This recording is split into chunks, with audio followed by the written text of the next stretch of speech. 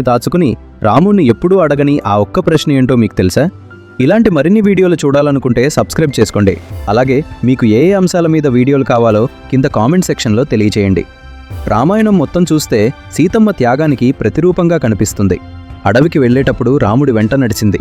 లంకలో బందీగా ఉన్నప్పుడు రాముడి కోసం ఎదురుచూసింది.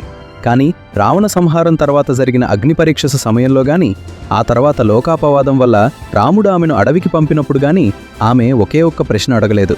అది, మీరు నన్ను నమ్ముతున్నారా లేదా? రాముడు తనని నమ్ముతాడని సీతకు తెలుసు. అలాగే రాముడికి తన పవిత్రత మీద పూర్తి నమ్మకం ఉందని కూడా ఆమెకు తెలుసు. కానీ ఒక రాజుగా ప్రజల కోసం తనని వదులుకోవాల్సి వచ్చినప్పుడు ఆమె తన భర్తను నిలదీయలేదు. నన్ను ఎందుకు పంపిస్తున్నారు అని అడగలేదు.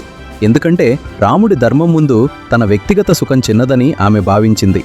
సీతమ్మ మౌనం వెనుక ఉన్న ఆ ప్రశ్న అడగకపోవడమే ఆమె గొప్పతనం.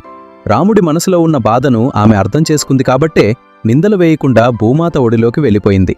ఆ ప్రశ్న అడగకపోవడమే వారిద్దరి మధ్య ఉన్న అవినాభావ సంబంధానికి నిదర్శనం. సీతమ్మ తీసుకున్న ఈ నిర్ణయం సరైనదేనా? ఆమె రాముణ్ణి నిలదీయాల్సి ఉండేదా? మీ అభిప్రాయాన్ని కమెంట్స్లో తెలియజేయండి.